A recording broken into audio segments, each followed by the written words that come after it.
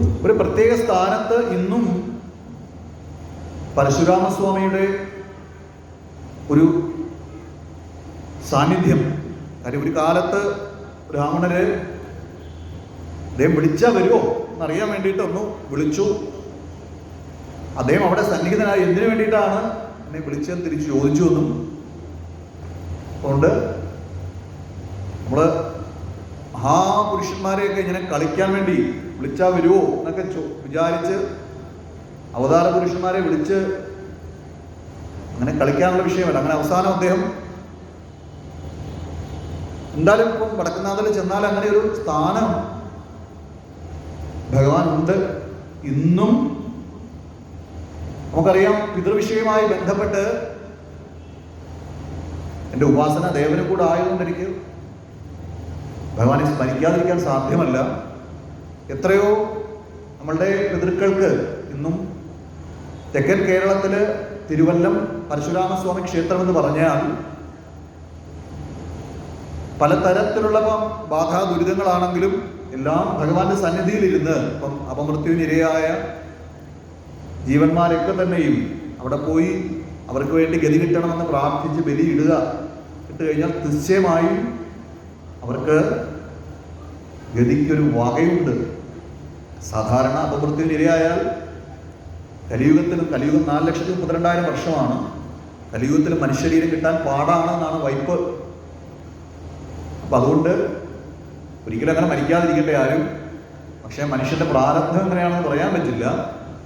അങ്ങനെയൊക്കെ നമ്മുടെ കുടുംബത്തിൽ ആരെങ്കിലുമൊക്കെ മരണപ്പെട്ടിട്ടുണ്ടെങ്കിൽ നിശ്ചയമായും അവർക്ക് വേണ്ടി പല സ്ഥലത്തും, ഞാനൊരു വാസ്തുവിൻ്റെ മേഖലയിൽ പ്രവർത്തിക്കുന്ന ഒരു വ്യക്തിയും കൂടെ ആയതുകൊണ്ട് പല സ്ഥലത്തും ചെല്ലുമ്പോൾ പല അപമൃത്യുവിന്, ഒരു ഭൂമിയിലൊരു അപമൃത്യു നടന്നാൽ അവിടെ പവിത്രമല്ലാതായി തീരും എന്നാണ് വൈപ്പ്. നവസങ്കീർത്തനമൊക്കെ ജപിച്ചു വേണം അവിടെ പോസിറ്റീവ് എനർജിയാക്കി മാറ്റാൻ. അപ്പൊ അങ്ങനെയുള്ള ജീവന്മാർക്ക് വേണ്ടി ജീവിച്ചിരിക്കുന്നവർ നിശ്ചയമായും അവർക്ക് വേണ്ടുന്ന അന്ത്യക്രിയകൾ അതേതാണെന്നുള്ള നല്ല ജ്യോതിഷി എന്താണോ നിശ്ചയിക്കുന്നത് അതനുസരിച്ചുള്ള കർമ്മങ്ങൾ, മാന്ത്രികമായിട്ടുള്ള കർമ്മങ്ങളൊക്കെ നിശ്ചയമായും ചെയ്ത് ആ ജീവന്മാർക്ക് വേണ്ടുന്ന ഊർധ്വഗതിക്ക് വേണ്ടുന്ന വക ഒരുക്കി കൊടുക്കണം എന്നാണ് പറയുന്നത്. അപ്പൊ അങ്ങനെയുള്ള ഭഗവാൻ സോമ വംശത്തിലാണ് ജനിച്ചത്.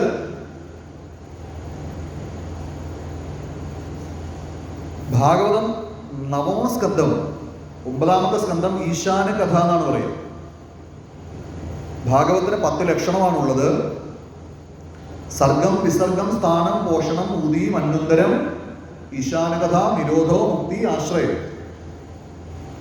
അങ്ങനെയുള്ള 10 ലക്ഷണമുള്ളതിൽ ഈശാനകഥ എന്ന ലക്ഷണമാണ് നവമസ്കന്ധത്തിലെത്തുമ്പോഴത്തേക്ക് കഥകളാണ്. അവിടെയാണ് പരശുരാമസ്വാമിയുടെയും ശ്രീരാമസ്വാമിയുടെയൊക്കെ അവതാരത്തെ പറ്റിയിട്ട് വ്യാസ ഭഗവാൻ വളരെ ചുരുക്കി പറഞ്ഞു പോവുകയാണ്. എന്നാലും ശ്രീരാമസ്വാമിയുടെ കുറച്ചുകൂടെ വർണ്ണിച്ചിട്ടുണ്ട്. ഒറ്റ ശ്ലോകത്തിൽ രാമായണം അവിടെ പറയുന്നുണ്ട്. ഭഗവാൻ ശ്രീരാമചന്ദ്രന്റെ ജീവിതം, അദ്ദേഹം ക്ഷത്രിയനായി ജനിച്ചിട്ട് ഏതാണ്ട് ഒരു ബ്രാഹ്മണ ധർമ്മത്തോട് ജീവിതം പുലർത്തി പോകുന്നൊരു വ്യക്തിയാണ്. പരശുരാമനെ സംബന്ധിച്ച് അദ്ദേഹം, പരശുരാമസ്വാമി ജന്മനാ ബ്രാഹ്മണനാണെങ്കിലും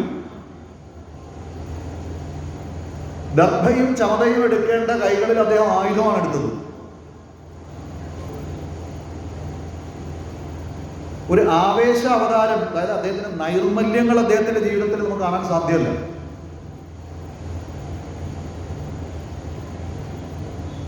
അച്ഛന്റെ വാക്കുകളിൽ, അച്ഛന്റെ തപസ്സിൽ അടിയുറച്ച ബോധ്യമുള്ള മകൻ അച്ഛൻ പറഞ്ഞ വാക്കിനെ അപ്പാടെ തന്നെ അത് അനുസരിക്കുന്ന കാഴ്ച നമുക്ക് കാണാൻ സാധിക്കും. അമ്മ ജലമെടുക്കാൻ പോയി തിരിച്ചു വന്നപ്പോഴത്തേക്ക് മാനസികമായ ചില തെറ്റുകൾ,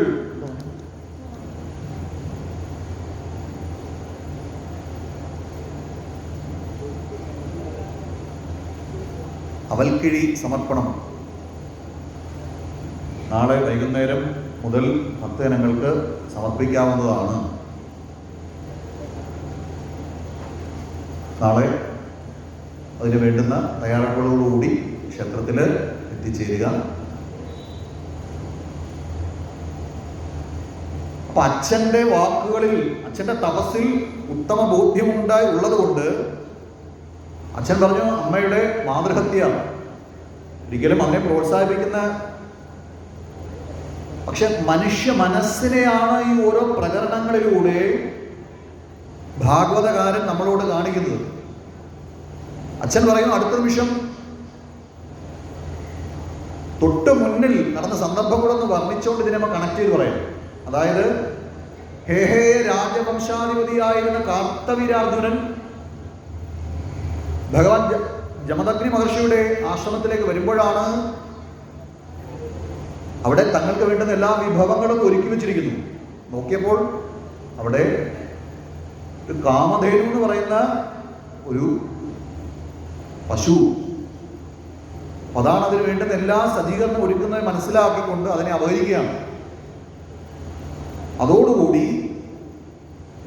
രാമനില്ലാതിരുന്ന സമയത്ത് കാമധേനുവിനെയും കുട്ടിയെയും അപഹരിച്ചു കൊണ്ടുപോയ ഹേഹയ രാജാവായ കാർത്തവീരാർജുനനെ അദ്ദേഹത്തിന്റെ കൊട്ടാരത്തിലെത്തി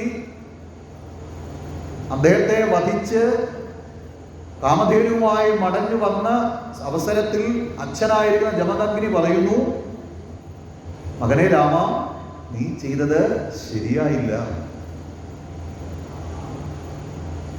ഒരു രാജഹത്യ ഒരിക്കലും നടത്താൻ പാടില്ലായിരുന്നു. അതേ ജമദഗ്നി മഹർഷി അടുത്ത ക്ഷണത്തിൽ തന്റെ ധർമ്മപത്നിയായിരിക്കുന്ന രേണുകാദേവിക്ക് തെറ്റുപറ്റി എന്ന് തെറ്റിദ്ധരിച്ചുകൊണ്ട്, അതെന്തോ ആകട്ടെ, അതേ സ്ഥാനത്ത് പറയുകയാണ് അമ്മയുടെ ശിരച്ഛേദനം ചെയ്യൂ. മനസ്സിൻ്റെ ഒരു രണ്ട് തലങ്ങളിൽ, ഒരേ മനസ്സ് രണ്ട് തലങ്ങളിൽ രണ്ടായിട്ട് പ്രവർത്തിക്കുന്നതിൻ്റെ നമ്മളെയാണ് ഈ പ്രകരണങ്ങളിലൂടെ ഓരോ കഥാപാത്രങ്ങളിലൂടെയും വ്യാസൻ വരച്ചു വെച്ചിരിക്കുന്നത്. കാര്യം മനസ്സിൻ്റെ സ്വഭാവം അങ്ങനെയാണ്. സ്ഥിര ചഞ്ചലാത്മിക മന എന്ന് പറയും. പക്ഷെ അച്ഛൻ്റെ തപോബലത്തിൽ അത്യധികം ഉറപ്പുള്ള രാമൻ മറ്റ് തൻ്റെ സഹോദരന്മാര് ചെയ്യാതിരുന്ന കർത്തവ്യം ഏറ്റെടുത്തുകൊണ്ട് അവരെയും വധിച്ചു, അമ്മയും വധിച്ചു. അടുത്ത ക്ഷണത്തിൽ സംപ്രീതനായ അച്ഛൻ ചോദിക്കും, നിനക്ക് എന്ത് വരം വേണം എന്ന് പറഞ്ഞ് ഇവരെല്ലാവരും ജീവിച്ചു വരണം, അവർക്കൊന്നും അങ്ങനെ മരണം സംഭവിച്ചു എന്ന് തോന്നൽ പോലെ ഉണ്ടാകരുത് എന്ന് പറഞ്ഞുകൊണ്ട് അവരെയൊക്കെ തിരിച്ച് ജീവിതത്തിലേക്ക് കൊണ്ടുവരുന്ന രാമനെ അദ്ദേഹത്തിന്റെ ജീവിതത്തിൽ നോക്കിയാൽ കാണാൻ സാധിക്കും. പിന്നീട് അദ്ദേഹം വീണ്ടും ഈ രാജഹത്യ നടത്തിയതിൻ്റെ പരിഹാരാർത്ഥം, പരിഹാരാർത്ഥം തപോനിഷ്ഠനായി പോകുന്ന വേളയിലാണ് ജമദഗ്നി മഹർഷിയെ തന്നെ കാർത്തവീരാർജുനന്റെ മക്കൾ കൊണ്ടുവന്ന് ശിരച്ഛേദനം ചെയ്ത് കൊണ്ടുപോയി. അമ്മ അങ്ങനെ 21 പ്രാവശ്യം തൻ്റെ പതിയുടെ ആ ദുരനുഭവത്തിൽ വേദനിച്ച് നെഞ്ചത്തടിച്ചു എന്നാണ്. അങ്ങനെ രാമൻ തിരിച്ചു വന്നപ്പോൾ അച്ഛനെ വധിച്ചിരിക്കുന്നു. അങ്ങനെ വീണ്ടും അദ്ദേഹം എല്ലാത്തിലും ഒന്നാം കിടയാണ്. രാമന്റെ ജീവിതം ഉടനീളം അദ്ദേഹത്തിന് വിദ്യ അഭ്യസിച്ചിരിക്കുന്ന സാക്ഷാൽ മഹാദേവനാണ്. അസ്ത്രശസ്ത്രാദികളൊക്കെ അഭ്യസിപ്പിച്ചിരിക്കുന്നു. അങ്ങനെ നേരെ മാഹിഷ്മതിയിലേക്ക് പോയി കാർത്തവീരാർജുനന്റെ മക്കളെയെല്ലാം സമ്പൂർണം ഭൂമിയിലെ ക്ഷത്രിയന്മാരെ അവശേഷിക്കാത്ത രീതിയിൽ മൂലച്ഛേദനം ചെയ്തു. 21 പ്രാവശ്യം. അങ്ങനെ ഒരു രക്തപ്പുഴ തന്നെ ഒഴുക്കിയതാണ്. സമന്തപഞ്ചകം എന്ന് പറയും. അങ്ങനെ വീണ്ടും ആ പാപപരിഹാരാർത്ഥം അദ്ദേഹം ബ്രാഹ്മണർക്ക് ഭൂമി ദാനം ചെയ്തു.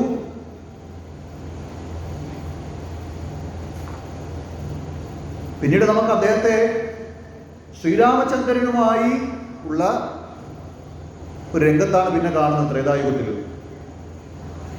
ഭഗവാൻ സീത സ്വയംവരത്തിന് ശേഷം തിരിച്ചു വരുന്ന വേളയിലാണ് ശൈവചാപം ഭഞ്ജിച്ചതിൻ്റെ പേരിൽ ശ്രീരാമനുമായി കൊമ്പ് കൊടുക്കുന്ന പരശുരാമസ്വാമി നമ്മളവിടെ ദർശിക്കും. ശൈവചാപം ഭഞ്ജിച്ച അദ്ദേഹത്തിന് എന്താ ആലോചിച്ചു. പക്ഷെ അവിടെ ഇടപെടുകയാണ്. എന്തായാലും അവിടെ ഇടപെട്ടു. അത്രയ്ക്ക് തൻ്റെ ഇടിയാണെങ്കിൽ എൻ്റെ കയ്യിലൊരു വൈഷ്ണവ ചാപമുണ്ട്, അതൊന്ന് കുലയ്ക്കു, കാണട്ടെ നീ എൻ്റെ ശക്തി. ഭഗവാൻ ശ്രീരാമചന്ദ്രൻ വളരെ ലാഘവത്തോടുകൂടി ആ വൈഷ്ണവ ചാപം വാങ്ങി അത് കുലച്ച് എവിടെയാണ് തൻ്റെ ലക്ഷ്യസ്ഥാനം എവിടെയാണ് എന്ന് കാണിച്ചു തരൂ എന്ന് പറഞ്ഞപ്പോഴാണ്, രാമബാണം ഒരിക്കലും ലക്ഷ്യം തെറ്റാറില്ല, ലക്ഷ്യം കാണിച്ചു തരൂ എന്ന് ഭാർഗവരാമനോട് പറഞ്ഞു. ഭൃഗുവംശജനാണ്, അതുകൊണ്ടാണ് ഭാർഗവൻ പേര് വന്നത്. അങ്ങനെ അവസാനം തൻ്റെ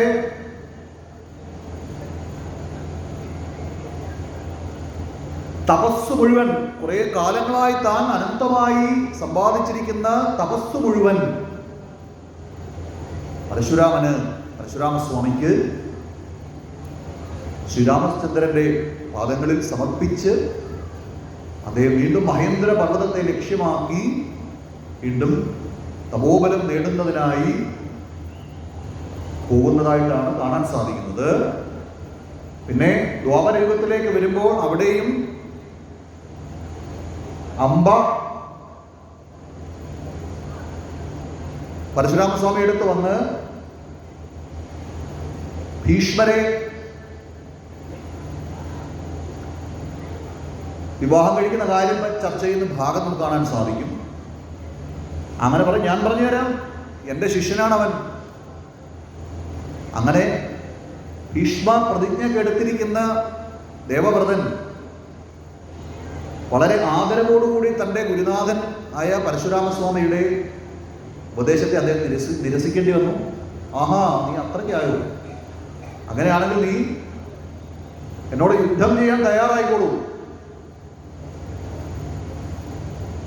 അങ്ങനെ ഭീഷ്മ പിതാമഹന് തൻ്റെ ഗുരുനാഥനോട് യുദ്ധം ചെയ്യേണ്ടതായിട്ട് വന്നു. ആദ്യം തന്നെ കാൽക്കൽ നമസ്കരിച്ച് എനിക്ക് ജയം നേടുന്നതിനുള്ള അനുഗ്രഹം തരയണമെന്ന് പരശുരാമസ്വാമിയോട് പറഞ്ഞു. ജയിക്കാനുള്ള അനുഗ്രഹം എന്തായാലും നിനക്ക് തരാൻ പറ്റില്ല, നിനക്ക് എന്നോട് യുദ്ധം ചെയ്യാനുള്ള അനുവാദം എന്തായാലും തന്നിരിക്കുന്നു. അങ്ങനെ അതിഘോരമായ യുദ്ധം തുടങ്ങി. ദിവസങ്ങൾ അങ്ങോട്ട് കഴിഞ്ഞു. പരശുരാമസ്വാമി തോൽക്കുന്നത് പോലെ ഒരു അവസ്ഥയിലേക്ക് എത്തി. പരശുരാമൻ തോൽക്കാൻ പാടില്ലല്ലോ. അങ്ങനെ അത്ര ഗംഭീരനാണ് തൻ്റെ ശിഷ്യൻ. അങ്ങനെ അവസാനം ദേവന്മാരൊക്കെ ഇടപെട്ട് ആ യുദ്ധം അവിടെ അവസാനിപ്പിച്ചു എന്നാണ് ആ പ്രകരണം അങ്ങനെ പറയുന്നത്. സംപ്രീതനായി ഭീഷ്മരെ അനുഗ്രഹിച്ചു. എൻ്റെ വിദ്യ അഭ്യസനം വ്യർത്ഥമായില്ല.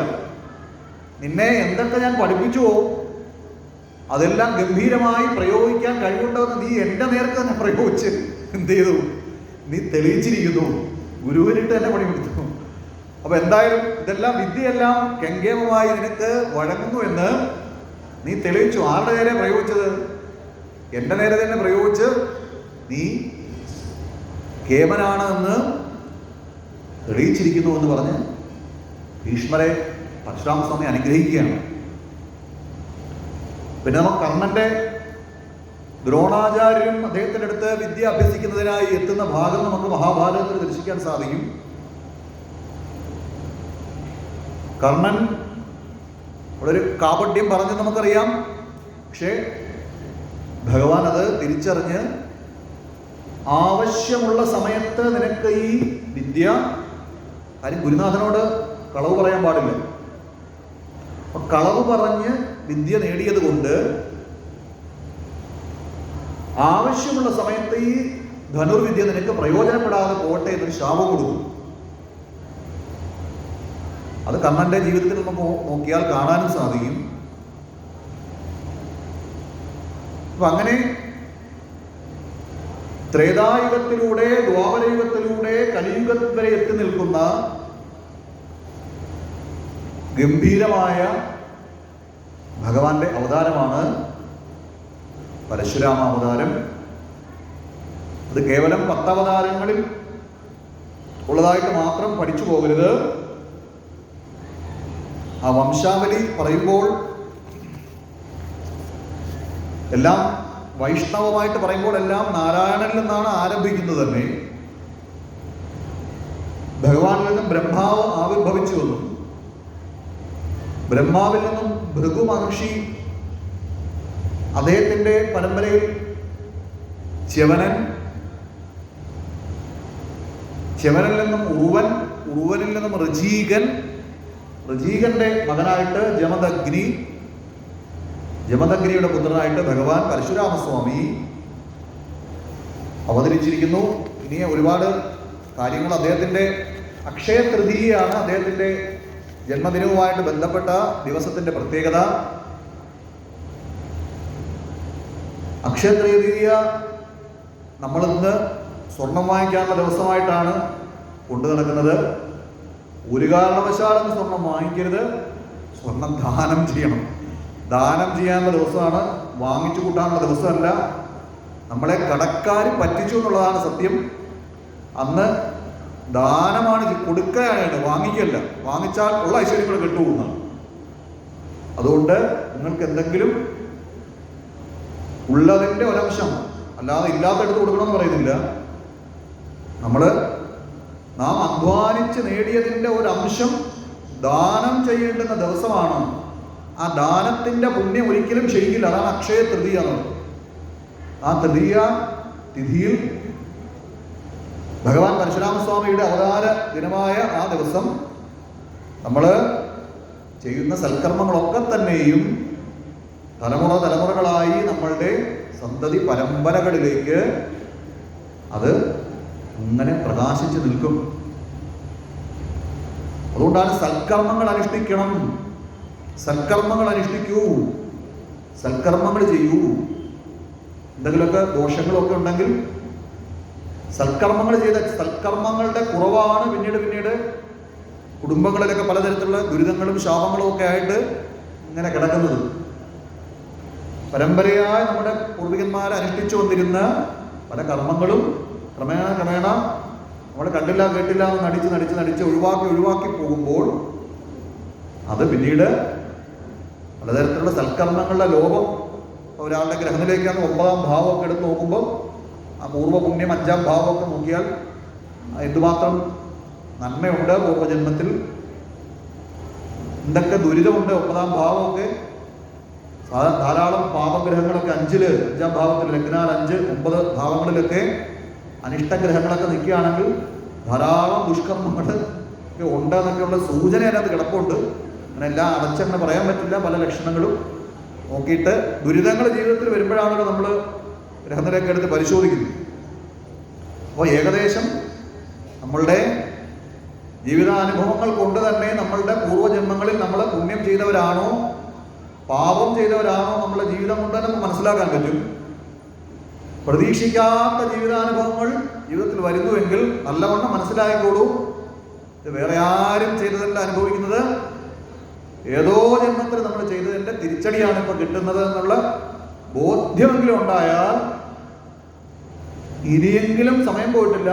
ഇപ്പൊ തൊട്ട് സൽക്കർമ്മങ്ങൾ ചെയ്യൂ. മറ്റുള്ളവരെ വേദനിപ്പിക്കാതിരിക്കൂ, മറ്റുള്ളവർക്ക് വേദന കൊടുക്കാതിരിക്കൂ, വീട്ടിൽ കലഹമുണ്ടാക്കാതിരിക്കൂ, പരസ്പരം ദ്വേഷിക്കാതിരിക്കൂ.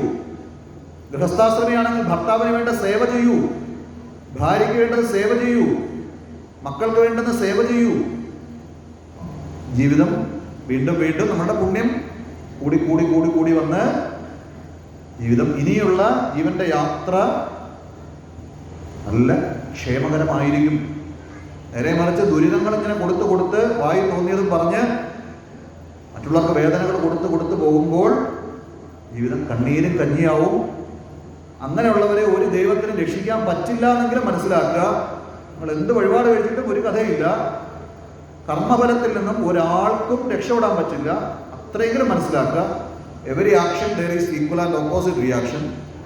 മറ്റുള്ളവനെ വേദനിപ്പിച്ചിട്ട് അമ്പലത്തിൽ പോയി വഴിപാട് കഴിച്ചാലും ഒരു ഈശ്വരനും നമ്മളെ രക്ഷിക്കില്ല എന്നെങ്കിലും തിരിച്ചറിവുണ്ടാക്കുക.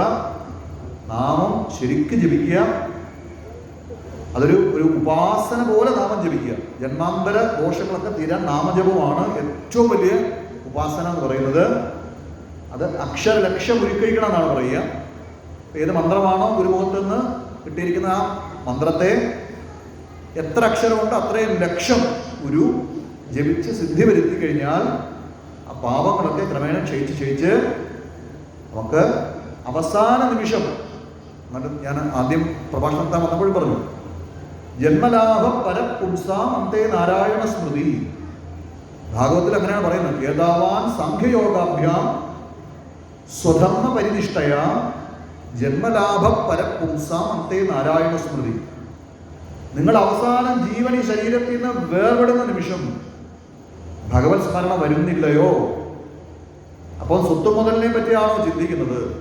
ഭാര്യ മക്കളെ പറ്റിയാണോ ചിന്തിക്കുന്നത്? ഒരു തരത്തിലും സംശയിക്കേണ്ട. ഈ മായയാകുന്ന സംസാര ചക്രത്തിൽ വീണ്ടും വന്ന് നമ്മൾ ഈ ചക്രത്തിൽ കിടന്ന് ഒരു ശരീരം എടുത്താൽ തന്നെ ഇപ്പൊ ദുരിതങ്ങൾ നമ്മൾ കാണുകയാണ്. ഇനിയും ജനിക്കാനാണ് നമ്മൾ കർമ്മങ്ങൾ ഉണ്ടാക്കി വെക്കുന്നതെങ്കിൽ ഇനിയും ഒരു ഭഗവാനെ നമ്മളെ രക്ഷിക്കാൻ പറ്റില്ല. അതാണ് മമ മായാ ദുരത്യയ. ബഹുർമുഖമായ മനസ്സ് ഭഗവാന്റെ മായയിൽ ഇങ്ങനെ കിടന്ന് വട്ടം കറങ്ങും. ജനന മരണ സംസാര ചക്രത്തിൽ കിടന്ന് ഇങ്ങനെ കറങ്ങിക്കൊണ്ടിരിക്കും. അമ്മയുടെ ഗർഭാശയത്തിൽ പ്രവേശിക്കുന്നു, ജനിക്കുന്നു, കുട്ടിയാവുന്നു, 10-12 ഉണ്ണിയായി പോയി, പിന്നെ കൗമാരത്തിലേക്ക് പ്രവേശിച്ചു, യൗവനാവസ്ഥയിൽ വന്നു, വാർദ്ധക്യത്തിലെത്തി, മരിച്ചു, വീണ്ടും ജനിച്ചു. ഇങ്ങനെ കറങ്ങാണ്. ഇതിന് മോചനമില്ല. അപ്പൊ ഇതിൽ നിന്ന് രക്ഷപ്പെടണോ? ആഗ്രഹങ്ങൾ കുറയ്ക്കൂ. ആഗ്രഹങ്ങളെ ക്രമേണ പ്രായം കൂടുന്തോറും വിഷയാൻ ധ്യായത ചിത്തം വിശേഷു വിഷജ്ജതേ മാം അനുസ്മര ചിത്തം മയ്യേവ പ്രവിലീയതേ. ഭഗവാനെ നിരന്തരം ഭാവന ചെയ്യൂ. വേണ്ടാത്ത വിഷയങ്ങൾ ചുമ്മാതിരുന്ന് സംസാരിക്കാതിരിക്കൂ. നാമം ജപിക്കൂ. മനസ്സ് ഭഗവാനിലേക്ക് തിരിക്കൂ. ജീവിതം ആനന്ദപ്രദമാക്കി മാറ്റാം. അതിനാണ് ഇത്തരത്തിലുള്ള കർമ്മങ്ങളൊക്കെ ചെയ്യുന്നതും ക്ഷേത്രത്തിൽ പോകുന്നതും ഭഗവാന്റെ ദശാവതാര ചാർട്ട് കാണുന്നതൊക്കെ. നമ്മളിൽ പരിവർത്തനം വരാത്തിടത്തോളം കാലം വെറുതെ സമയം പോക്കാമെന്നല്ലാതെ കൊണ്ടൊന്നും ഒരു പ്രയോജനവുമില്ല. എന്തായാലും പരശുരാമസ്വാമിയുടെ അനുഗ്രഹം നിങ്ങൾക്ക് എല്ലാവർക്കും ഉണ്ടാകട്ടെ. ഭഗവാന്റെ അനുഗ്രഹം ഉണ്ടാകട്ടെ. ശ്രീകൃഷ്ണജയന്തിയൊക്കെ വരികയാണ്. നാളെ അവൽക്കിഴി സമർപ്പണം ഉണ്ട് എന്ന് ഇവിടെ ഒരു നോട്ട് തന്നിട്ടുണ്ട്. നാളെ വൈകുന്നേരം ഭക്തജനങ്ങൾക്ക് അവൽക്കിഴി സമർപ്പിക്കാൻ അതിനുള്ള തയ്യാറെടുപ്പുകളായി വരിക. ഭഗവാന്റെ അനുഗ്രഹം ഉണ്ടാകട്ടെ. തിരുവല്ലം പരശുരാമസ്വാമി ക്ഷേത്രത്തിൽ ഒരിക്കലെങ്കിലും ഒന്ന് പോയി തൊഴുക. പിതൃവിഷയവുമായി ബന്ധപ്പെട്ട് തീരാത്ത ദുരിതങ്ങളെല്ലാം അവിടെ തീരും. ആ സന്നിധി അത്ര വലിയ ശക്തമാണ്. ഭഗവാന്റെ സന്നിധിയിൽ ചെന്ന് ഗതികിട്ടാത്തവർക്കൊക്കെ, അപമൃത്യുവിന് ഇരയായവർക്കൊക്കെ പോയി ബലിയിട്ടാൽ നിശ്ചയമായും അവർക്ക് ഒരു വകയുണ്ട് മനുഷ്യനായിട്ട് ജനിക്കാൻ എന്നേ പറയാൻ പറ്റൂ. കാര്യം തീവ്രമായ ഉത്കടമായ ദുരിതമാണെങ്കിൽ വലിയ പാടാണ് മനുഷ്യ ശരീരം കിട്ടാൻ. പക്ഷേ സാധ്യതയുണ്ട്. ജീവിച്ചിരിക്കുന്നവർ നിർബന്ധമായും അപമൃത്യുവിന് ഇരയായവർക്ക് വേണ്ടി കർമ്മങ്ങൾ ചെയ്യണം. ഒരു കർമ്മം ചെയ്യാതിരിക്കരുത്. അതിങ്ങനെ ദുരിതമായിട്ട് കിടക്കും. ഒരു ഭൂമിയിൽ അപമൃത്യെ കൊണ്ടാൽ അവിടെ ആ നെഗറ്റീവ് വൈബ്രേഷൻ ഇങ്ങനെ നിൽക്കും. കുറേ കാലം, തലമുറകൾ കഴിഞ്ഞാലും ആ ദുരിതം അങ്ങനെ കിടക്കും. അതുകൊണ്ടാണ് നിശ്ചയമായും അങ്ങനെയുള്ളവർക്കൊക്കെ ശാന്തി നമ്മളാൽ കഴിയുന്ന രാമായണമൊക്കെ വായിക്കാൻ പറ്റും. ആ വീട്ടിൽ ഭാഗവത സപ്താഹം നടത്തുക, അല്ലെങ്കിൽ നല്ല ബ്രാഹ്മണരെ വിളിച്ച് കാലി വഴി അവർക്ക് വസ്ത്രവും ദക്ഷിണയും കൊടുത്ത്, അല്ലെങ്കിൽ മാസത്തിലൊരിക്കലൊരു മാസവായനയൊക്കെ നടത്തി അങ്ങനെയൊക്കെ സത്കർമ്മങ്ങൾ ചെയ്താൽ കുറേ ദുരിതം മാറിക്കിട്ടും. അതിനാണ് ഈ ആചാര്യന്മാർ ഇങ്ങനെയൊക്കെ വ്യവസ്ഥകൾ വെച്ചിരിക്കുന്നത്. പിന്നെ പ്രാരബ്ധം അനുഭവിച്ചേ പറ്റൂ. അതിൽ നിന്ന് ഭഗവാൻ പോലും നമ്മളെ രക്ഷിക്കാൻ പറ്റില്ല. പ്രാരബ്ധവും അത് നമ്മളുണ്ടാക്കി വെച്ചാണ്. നമ്മുടെ മനസ്സ് ഉണ്ടാക്കി വെച്ചതാണ് ഈ പ്രാരബ്ധമെല്ലാം. ധേയം സദാ പരിഭവഗ്നമഭീഷ്ടദോഹം തീർത്ഥാസ്പദം ശിവവിരിഞ്ചഹൃതം ശരണ്യം പ്രത്യാപ്തിഹം പ്രണതപാലഭവാബ്ധിബോധം വന്ദേ മഹാപുരുഷത്തെ ചരണാരവിന്ദം യോന്തഃ പ്രവിശ്യ മമ വാചമിമാം പ്രസുപ്താ സഞ്ജീവയത്യഖിലശക്തിധരസ്വധാംന അന്യാം ച ഹസ്തചരണ ശ്രവണത്വഗാദീ നമോ ഭഗവതേ പുരുഷായ തുഭ്യം. ഹരി ഓം തത്സത്. ഹരി ഓം. എല്ലാവർക്കും ഭഗവാന്റെ അനുഗ്രഹം ഉണ്ടാക്കി. നമഃശിവായ.